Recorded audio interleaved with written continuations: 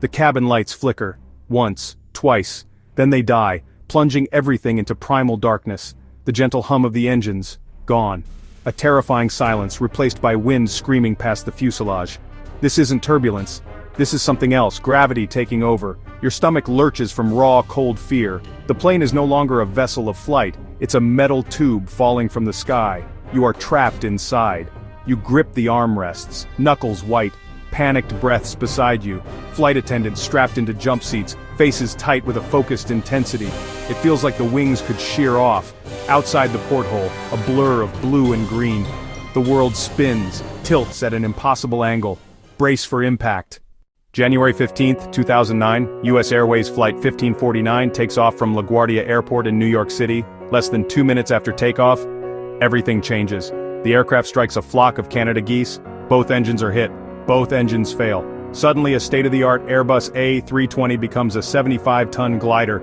There is no thrust, no power, just silence. At the controls is Captain Chesley Sully Sullenberger. His calm, steady voice comes over the radio. "Mayday, mayday, mayday, we've lost thrust in both engines. We're turning back towards LaGuardia." He quickly realizes they won't make it to any runway. He sees the Hudson River. It's his only shot. He announces to the cabin in a voice that betrayed no panic, "Brace for impact." The passengers held on for dear life. The landing was violent, a hard skip on the water's surface. But the plane stayed in one piece. Passengers, shocked but mostly uninjured, climbed out onto the wings. Ferries and water taxis immediately sped to the rescue. Every single one of the 155 people on board survived. On October 13, 1972, a charter flight carrying a Uruguayan rugby team, their friends and family vanished. The pilots, flying in thick cloud cover, misjudged their position. The plane's wing clipped a mountain peak. The fuselage, a mangled tube of metal, slid down a glacier and came to a stop in the remote, frozen wilderness. Of the 45 people on board, many died instantly, or in the hours that followed. Stranded at over 11,000 feet, they were surrounded by snow and rock, with no food, no medical supplies, and only the thin clothes they were wearing. They listened to a small transistor radio. For days they held on to hope. Then, on the 8th day, the most crushing news came. The search was called off. Hope was gone. Despair set in. Surrounded by the bodies of their deceased friends, they made a pact. To live, they would have to eat the flesh of the dead. It was a horrific choice, a complete breakdown of societal taboos, but in the face of certain starvation, it was their only path forward. Two of the strongest, Nando Parado and Roberto Canessa, decided to hike out of the mountains. With no mountaineering gear, they climbed for 10 grueling days and miraculously found a Chilean farmer who rode for hours to get help. On December 22, 1972, more than 2 months after the crash, the world learned that 16 people had survived. Their story became one of the most extreme tales of human endurance ever recorded. April 28, 1988. Aloha Airlines Flight 243 was on a routine short hop between islands in Hawaii. It was a clear, beautiful day. Suddenly, about 23 minutes into the flight, there was a loud bang. A small section of the roof near the front of the plane tore off.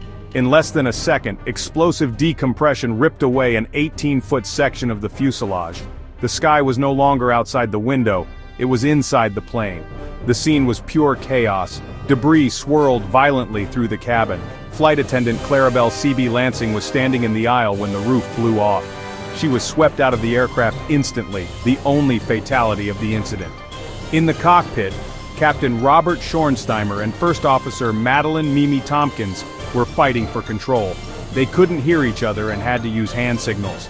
They immediately began an emergency descent, heading for the nearest airport on the island of Maui. They had to fly the crippled aircraft at a slower speed to keep it from breaking apart completely, all while trying to get down to breathable air as fast as possible. Just 13 minutes after the explosion, Captain Schornsteimer managed to land the crippled plane at Kahului Airport.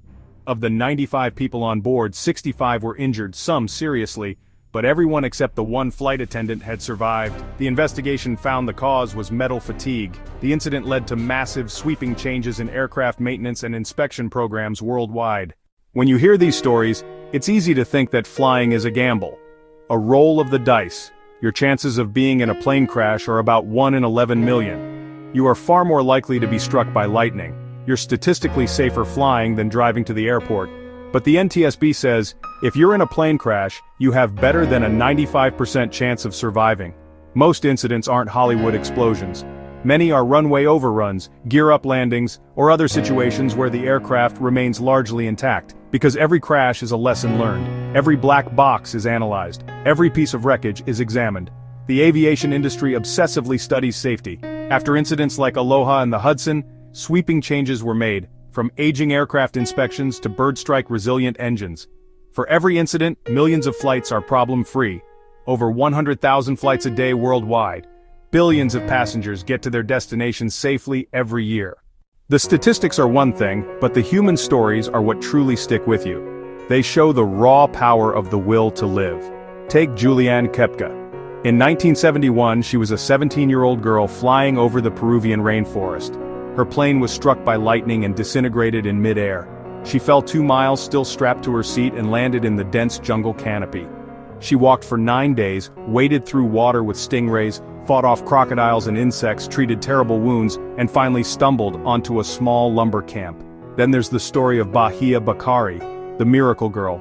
Her plane crashed into the Indian Ocean. She was thrown into dark, churning water with no life jacket. She found floating wreckage and clung to it for over 9 hours, alone, until rescuers reached her. Hypothermic, dehydrated, but alive. These are not just stories of luck. They are stories of knowledge, resilience, and the unbreakable spirit. What you know can be your greatest tool in a crisis. These survivors remind us of the incredible strength humans can summon when everything is on the line. In any crisis, we look for a leader. In the sky, that leader is in the cockpit. While technology has made planes incredibly safe, there are moments when it all comes down to the skill, courage, and quick thinking of the crew. Captain Sully on the Hudson is the prime example. He made a series of brilliant decisions in just 208 seconds, saving every single person on board. Consider United Airlines Flight 232. An engine explosion severed hydraulic lines, leaving pilots without normal flight controls. Pilots led by Captain Al Haynes found they could make rough turns and control descent by varying thrust on the remaining engines. Extraordinary airmanship and improvisation. The landing became a crash. The plane broke apart. 112 people died, but thanks to the crew's efforts, 184 survived. They were a team against impossible odds. They never gave up.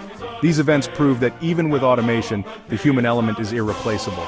They trained for years in simulators. CRM changed cockpit culture into a team-based approach. A pilot's judgment and adaptability can't be programmed.